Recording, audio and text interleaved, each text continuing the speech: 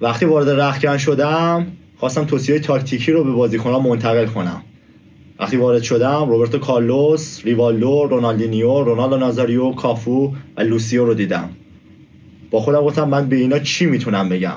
پس بهشون گفتم برید و هر کاری که دوست دارید رو انجام بدید. اینجا الان لوئیس فیلیپ اسکولاری مربی تیم ملی برزیل در خصوص جام جهانی 2002 گفته.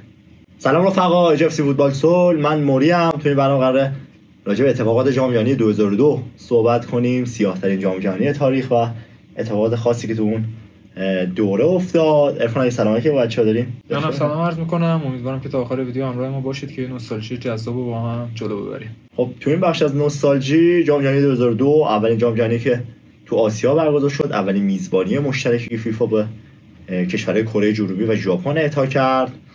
بعد از حالا اتفاقاتی که قرار بود ما جام جهانی 1990 رو میزبانی کنیم و قسمت نشد، بالاخره در سال 2002 اولین میزبانی آسیا به میزبانی دو تا کشور از شرق آسیا، کره جنوبی و ژاپن اتفاق افتاد و دو تیم آسیایی که میزبان بودن از لحاظ ساختاری و امکاناتی خیلی با توجه به دوره زمانی خودش خیلی خوب کار کردن، زیر ساختار خوب فراهم کردن و لحظه اتفاقات ساختار یه خورده روی ساختار کره جنوبی خورده نامه‌ربونی کرد. یه مقداری رو ساختار، یه مقداری اتفاقاتی افتاد که بهش میپردازی. خب جام جهانی دهم خرداد ماه 1381 شمسی شروع شد با بازی مدافع عنوان قهرمان یعنی فرانسه در مقابل سنگال. فرانسه بیرمق بدون گل زده، بدون زیدان، بدون پیرز و حذف زود هنگام از جام جهانی و صدرنشینی دانمارک با درخشش یان توماسون، صعود سنگال به عنوان شگفتی ساز مسابقات به دور بعدی رقابت‌ها و فرانسه که خیلی زود هنگام حذف شد. صحبتی داریم. تو این گروه دو تا قهرمان جهان بودن که هر جفتشون حذف شدن، فرانسه و اوروگوئه. روبرت پیرس قبل از تورنمنت مصدوم میشه، یعنی تو آرسنال فکر می‌کنم بازی جلوی نیوکاسل بود که مصدوم شد، رباط داد، جام جهانی رو از دست داد. بهترین سالش برای درخشش تو عرصه ملی بود فکر می‌کنم. کلا کریر ملیش خیلی بده، با اینکه بازیکن خیلی خوبیه. آره ملی نداشت متاسفانه. زیدان قبل از جام جهانی تو بازی دوستانه جلوی کره مصدوم میشه، زیدانی که از فینال چمپیونز لیگ اومده، اون گل شاهکارش به بایر لورکوزن و دو بازی اول رو از دست میده. هانری تو بازی دوم جلوی اوروگوئه اوایل بازی کارت قرمز مستقیم میگیره و کارم گره میخوره دیگه. اون باخت عجیب تو بازی اول جلوی سنگال دیوفو و اون شادی گل معروف سنگالیا و فرانسه بدون گل زده باخته بعد 2-0 جلوی دانمارک و زیدان ناآماده مساوی بود با فرانسه ناآماده توی اون دوره 98 تا 2006 کلاً و فرانسه حذف شد و دانمارک با یه تیم خوب و سنگال هم همچنین به عنوان یه تیم خوب و سرحال آفریقایی با چند تا لژیونر اروپایی. اما گروه دو اسپانیا مقتدر تو دوره گروهی، تیمی که ایکر کاسیاس، هلگوئرا، هیرو، راول، انریکه و چند تا ستاره بی‌نظیر داشت. گروهش هم گروه نسبتا راحتی بود. پاراگوئه، آفریقای جنوبی و اسلوونی حضور داشتن. آفریقای جنوبی واقعا سرفراز بود تو این جام جهانی، فقط به خاطر گل زده کمتر نسبت به پاراگوئه حذف شد و راجع به اسپانیا اون دوره اسپانیا که کلا تا قبل از 2010 که قهرمان بشه معمولا تیم مقتدر دور گروهی و تیم آسیب پذیر تو دور حذفی بود. این دوره هم از اون قاعده مستثنا نبود و جذابیت این گروه برای رده دوم بود که پاراگوئه و آفریقای جنوبی هر کدوم با 4 امتیاز، پاراگوئه با 6 گل زده و 6 گل خورده و آفریقای جنوبی با 5 گل زده و 5 گل خورده به ترتیب تو جایگاه دوم و سوم قرار گرفتن. آفریقای جنوبی در عین شایستگی حذف شد. گروه 3 نایب قهرمان دوره قبل و قهرمان این دوره برزیل دوست داشتنی فیلیپ اسکولاری با ستاره‌هایی مثل ریوالدو، رونالدو نازاریو، رونالدینیو، روبرتو کارلوس، کافو، لوسیو و کاکای جوان که خیلی خوب جام رو شروع کردن. درخشان در گروهی که ترکیه حضور داشت و چین و افسوس و صد افسوس از تیم ملی ما که تو اون جام جهانی نبود. اتفاقاتی که افتاد، بازی بحرین و حذف ما در مقابل ایرلند در پلی آف، فقط اون عملکرد آسیایی هایی که صعود کردن، دوتا تیمی که مجوز حضور در جام جهانی رو داشتن، نه چین و عربستان رو که آدم میبینه واقعا یه به روح پرفتوح آقای بلاژویچ یه رحمت میفرسته. 0 امتیاز و تفاضل گل منفی 21 در مجموع چین و عربستان تو 6 بازی. صحبت کنیم راجع به اون گروه ترکیه. نباید ازش گذشتی به فقط از برزیل باختی تو 7 بازی، فقط از برزیل باخت. 2 تا بازی برزیل باخت، یکی تو گروهی، یکی توی نیمه نهایی و حذف شد و سوم شد. خوب کاستاریکا تو گروهی، کاستاریکا هم 4 امتیاز میگیره تو این گروه و چین رو که خب طبیعتا میبره. حالا چین اومدنش به جام جهانی با خوش شانسی بود دیگه. اینور ایران و عربستان تو یه گروه افتادن، چین اونور تنها بود، گروه ژاپن هم که میزبان بودن.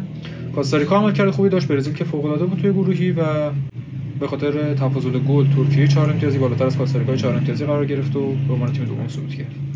اما گروه بعد یکی از میزبانان جام جهانی به واسطه حضور در سید 1 توی گروه خیلی راحت قرار داشت. پرتغال، آمریکا، لهستان. حالا پرتغال رو نمیشه گفت راحت، ولی خب آمریکا و لهستان گروهی بود که میشد شرایط صعود رو براشون در نظر گرفت. برای پرتغال خیلی گروه راحتی. آره برای پرتغال گروه راحتی بود. و التاف که تقریبا در دور بعدی به چیزهای بالاتر از التاف تبدیل شد، کره به عنوان صدرنشین صعود کرد از گروه و شاید وقتی که کره به عنوان صدرنشین صعود کرد و اونور تیم دوم اون سمت ایتالیا شد، کره‌ای‌ها یکم از اینکه صدرنشین شدن پشیمون شدن، ولی خاصا تو کار توی بازی کاملا کار در اومد و نیاز به یه اتفاق نرفتن. پرتغال با حضور فیگو، پاولو بنتو، کونسنساو و پاولتا چی شد حذف شدن؟ پرتغال که فقط یه بار جلوی لهستان تونست به دست بیاره و 2 باخت جلوی کره جنوبی آمریکا. عامل اصلی حذفشون اون باخته جلوی آمریکا بود که تو کمتر از 40 دقیقه 3 تا گل خوردن و لندن دانوان عالی بود. لندن دانوان به عنوان بهترین جوان جام معرفی شد و 3-2 به آمریکا باختن. کره با 7 امتیاز فقط جلوی آمریکا مساوی کرد. آمریکا 4 امتیاز که تونست پرتغال رو ببره و کره مساوی کنه. پرتغال 3 امتیاز که لهستان رو برد و لهستان هم 3 امتیاز که آمریکا رو برد و روی هم رفته جزو گروه‌های پر چالش و جذاب جام بود که حالا کره تو بازی پرتغال هم یه کمی داوری باش مهربون بود، ولی حالا بعداً خیلی بیشتر مهربون، آره فراتر میره دیگه، اصلا به محبت رسید. اما تو گروه بعدی، گروه 5، آلمان یکی از تیم‌های خوب جام با ستاره مثل کان، بالاک، نویل، بیرهوف و یانکه حضور داشتن توی اون تیم و یک ستاره نوظهور، بهترین گلزن تاریخ جام‌های جهانی تا به امروز، میرو کلوزه جوان و خوش آتیه درخشش تو همون بازی اول پیروزی 8-0 مقابل عربستان، هتریک کلوزه در اون بازی و آلمان گل نخور درخشان با الیور کان فقط یه گل خوردن تو دور گروهی مقابل ایرلند و تا فینال یه گل نخوردن. ایرلند به عنوان تیم دوم صعود کرد. ایرلندی که جای ما به این جام جهانی اومد تو یک بازی رفت و برگشتی ایران رو برد و عربستانی که با عملکرد ضعیفی داشت 3 باخت و منفی 12 گل خورده. اینجا تفاضلش خیلی افتضاح بود. و کامرونی که با کامرون دوست داشتنی وینفرد شفر که ستاره های جوون و درجه یکی که تو اون دوره ساموئل اتو و ویلیان فوئر که اصلا واقعا خیلی بازیکن‌های درجه یکی داشتن. صحبت کن در خصوص روی هم رفته. به نظرم تیم خوب این گروه، تیمی که عملکرد شایان توجه بود، ایرلند بود. ایرلند فکر می‌کنم با نسل طلاییش اومده بود با دیمین داف، شی گیون، رابیکین که رابیکین جزو حالا بهترین گلزنای این تورنمنت هم بود و تونست 5 امتیاز بگیره، مساوی جلوی آلمان و کامرون و برد طبیعتاً پیش‌بینی شده در مقابل جلوی عربستان. کامرون خیلی نتونست عملکرد خوبی داشته باشه، یعنی میتونست که با توجه به مهرهایی که داره کاندید صعود باشه. عربستان هم 1-0 بردن و با 4 امتیاز سوم شدن. آلمان هم با 7 امتیاز یه گل از ایرلند خوردن تو بازی که 1-1 شد و همونطوری که گفتید یه گل نخوردن تا فینال. اما گروه بعد جذاب ترین گروه جام و وقتی گروه کشی انجام شد از همون اول مشخص بود که قراره که یک تیم مهم از این گروه حذف بشه. آرژانتین، انگلستان، سوئد و نیجریه. هر 4 تا تیم شانس صعود داشتن. خب هفته اول که بازی ها انجام شد آرژانتین تونست ببره تیم نیجریه رو. تیم مارچلو بیلسا ستاره مثل ورون، زانتی، کرسپو، گابریل باتیستوتا و بازیکنان از این دست داشت. انگلستان و سوئد با هم دیگه مساوی کردن و تو دور دوم ناگهان دو تیم که تو دور اول مساوی کردن به پیروزی رسیدن. پیروزی انگلستان مقابل آرژانتین با تک گل دیوید بکام روی نقطه پنالتی، پیروزی سوئد مقابل نیجریه و گره خوردن کار آرژانتین به هفته آخر و هفته آخری که تساوی 1-1 آرژانتین مقابل سوئد، گل دقایق آخر هرنان کرسپو که دردی از دردهای تیم ملی آرژانتین دوا نکرد و حذف یک از دوست داشتنی ترین تیم‌های تاریخ جام جهانی. فکر کنم آرژانتین همونطوری گفته خیلی تیم دوست داشتنی بود و همگان دوست داشتن که توی دور بعدی حضور پیدا بکنه. ولی سوئد تیم فوق‌العاده‌ای بود، عملکرد خیلی خوبی تونست از خودش به نمایش بگذاره. هنریک لارسن عملکردش فوق‌العاده بود و بدون باخت و با 5 امتیاز سوئد به عنوان صدرنشین صعود کرد. نکته حالا عجیب‌تر این گروه روز آخر تساوی انگلیس جلوی نیجریه بود که صدرنشینی رو از این تیم گرفت و انگلیس به عنوان تیم دوم اومد بالا و آرژانتین با 4 امتیاز از گردن رقابت‌ها حذف شد. اما گروه 7 ایتالیا، خب ایتالیا همیشه چهره جذابی توی جام جهانی ها، ولی خب به عنوان تیم دوم صعود میکنه از این گروه. مکزیک به عنوان تیم اول صعود میکنه، شکست ایتالیا مقابل کرواسی و اتفاقاتی که تو اون گروه افتاد و چه اتفاقاتی که باعث شد این دوم شدن ایتالیا بیفته. تو این گروه عملکرد درخشان طبیعتا مکزیک داشته، تونسته با 7 امتیاز فقط یک تساوی جلوی ایتالیا به عنوان صدرنشین با اقتدار تقریبا میشه گفت صعود کنه از این گروه. ایتالیا با 4 امتیاز باخته جلوی کرواسی و دوم شدن و مسیری که در ادامه براش میتونست به وجود بیاد که البته مسیری نشد دیگه، یه بازی بیشتر در ادامه براش وجود نداشت و کرواسی که فقط ایتالیا رو برد و اکوادوری که فقط کرواسی رو برد، هر دو با 3 امتیاز از گردون رقابت‌ها کنار رفتن. این گروه هم گروه نسبتا خوبی بود. گروه آخر هم دیگر میزبان جام جهانی ژاپن با عنوان سید 1 در گروه حضور داشت که به همراه بلژیک به دور بعدی رقابت‌ها صعود کرد. خیلی سریع بریم سراغ دور حذفی. تو دور حذفی به هر حال صحبت از 1/8 بشه و اغلب صحبت‌ها راجع به بازی ایتالیا و کره است. ایتالیایی که خب پیش میفته از کره، یک پنالتی عجیب و غریبی که داور آمریکایی لاتینی برای تیم کره جنوبی میگیره، پنالتی توسط جیانلویجی بوفون سیو میشه. در ادامه هر کاری ایتالیایی ها میکنن داور مسابقه اصلا هیچ توجهی بهش نداره. گل دقایق پایانی کره، در ادامه اخراج توتی به خاطر تمارض و گل دوم. صحبت کنیم در رابطه. آره، توتی قبل از بازی گفته بودش که ما با یک گل به راحتی کره رو شکست میدیم، ولی خب خبر نداشت که تو بازی قراره چه بلاهایی سرش بیاد.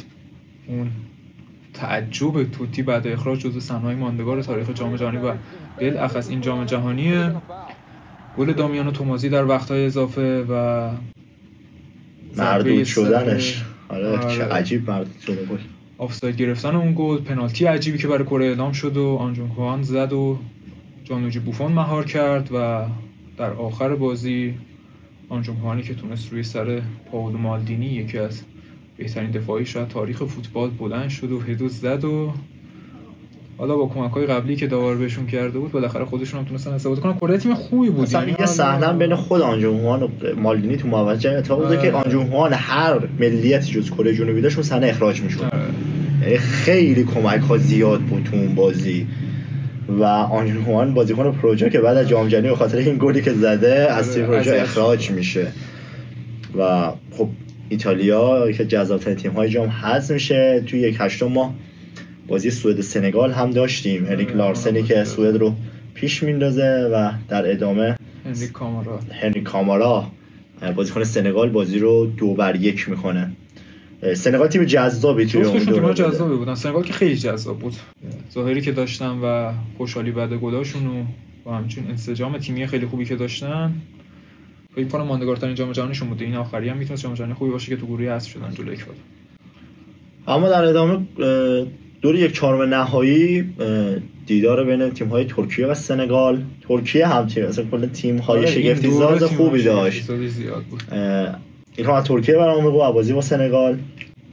ترکیه که جزو تیم‌های ماندگار این جام بود و بهترین عنوانی که حالا فکر می‌کنم حتی شاید تا آخر خلقت بتونن تو جام جهانی کسب کنن و این دوره کسب کردن. رشد رکبر به عنوان دروازه‌بان و هاکان شکور به عنوان بازیکن‌های اون استایل خاطر انگیزه که هنوز تو خاطر هم نسل‌های ما هست. حسن ساس و حالا استعدادهای جوانی مثل نیات قهوه‌چی و تونچای شانلی. تیم جذابی داشت. حسن ساس هم که حسن ساس نیست ولی خب ما مجبوریم بگیم حسن ساس و ایلهان مانستر که گل دقیقه فکر کنم 114 ش توی وقت اضافه میزنه و آخرین گل طلایی تاریخ فوتبال رو میزنه و از اون به بعد یه قانون گل طلایی برداشته میشه.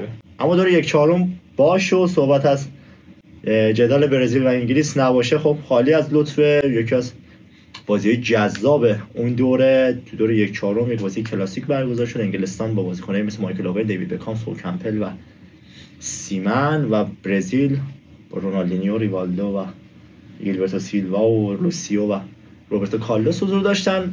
بازی با گل انگلستان شروع شد. مایکل اوون گل اول رو برای انگلستان به ثمر رسوند، در ادامه ریوالدو و اتفاقاتی که برای رونالدینیو افتاد. آره فکر کنم نقطه عطف بازی به نوعی اون گل ریوالدو تو اوقات طلب شده نیمه اول بود، تو بدترین زمان ممکنه دیگه اونجا. حالا چه گل بزنی بهترین زمان ممکنه، گل بخوری بدترین زمان ممکنه. دو تا تیم مساوی به رختکن رفتن و توی یه رو حتی کمتر از 7 دقیقه چیکار میکنه آقای رونالدینیو؟ دقیقه 50 فکر میکنم با یه ضربه آزاد دیدنی، ریاکشن فوق‌العاده فیلیپ اسکولاری رو ضربه آزاد. رونالدینیو حالا جوان بود اون موقع، تا حدی اولین جام جهانیش بود.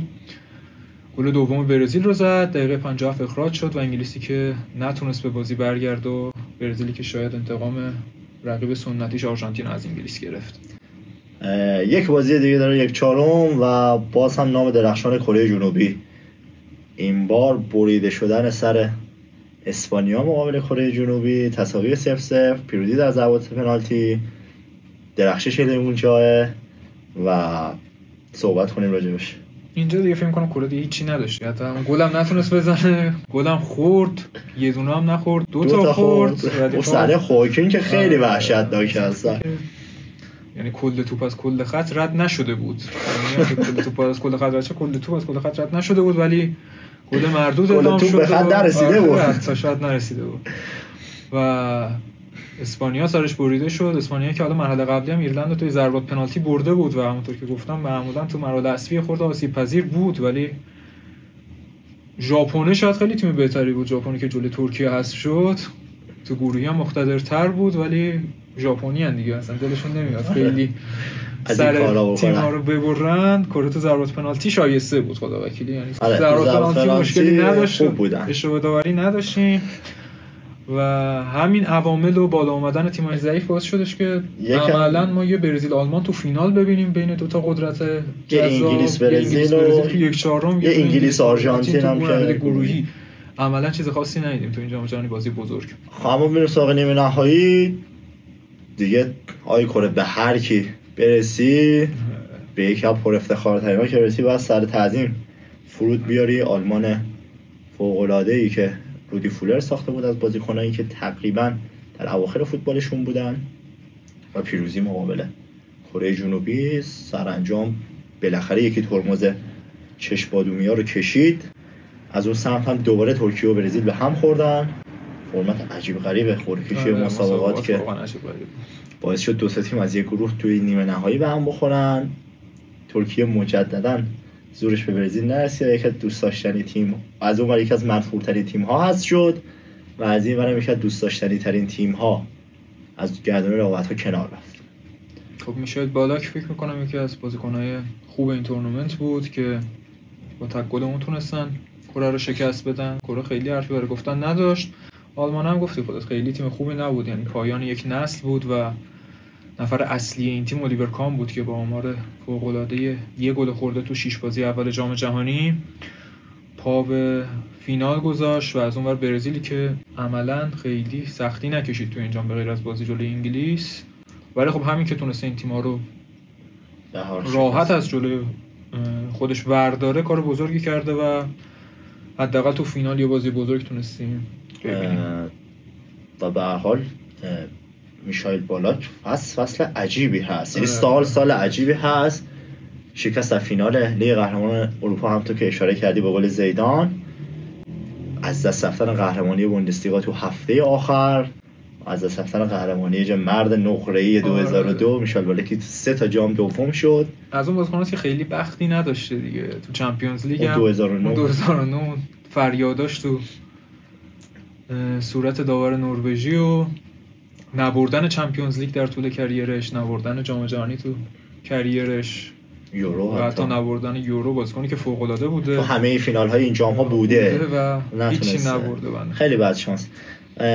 خب مسابقه فینال شروع شد، عملکرد خب بهتر برزیل، ولی خب الیور کانی که خیلی خوب مقاومت کرد در مقابل برزیلی ها تا اینکه بالاخره توی اوایل نیمه دوم برخوردی که اتفاق افتاد و شکستگی انگشت الیور کان و همونجا بود که یه جورایی کمر آلمان شکست با شکستگی انگشت الیور کان و به زعم من اگر که انگشتش نمیشکست اون دوتا توپ ریباند نمیشد و رونالدو خوش شانس بود که تونست دوتا ریباند رو از تو دستان الیور کان دست شکسته به در بیاره.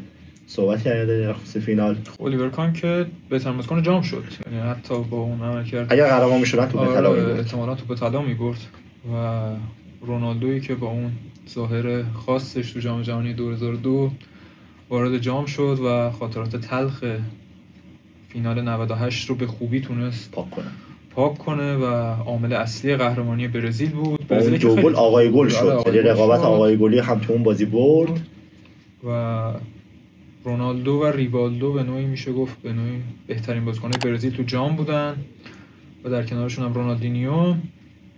آلمان خیلی وابسته بود به الیور کان گفتم و از نظر هجومی خیلی چیزی نداشت، همه بازیاش تو مراحل حذفی رو 1-0 برد با اینکه جلوی تیم‌های خیلی قوی هم بازی نکرد و جلوی برزیل هم از نظر هجومی حرفی برای گفتن نداشت و با مسئولیت الیور کان به نوعی مشخص بود که کارش تمام شده است. خب امیدوارم که از روایت نوستالژی جام جهانی 2002 لذت برده باشید. تورنمنتی که دوست دارید ما راجعش صحبت کنیم و برای ما بنویسید، ما رو سابسکرایب کنید و نظراتتون رو با ما در میون بذارید. خیلی ممنون، خدا نگهدار.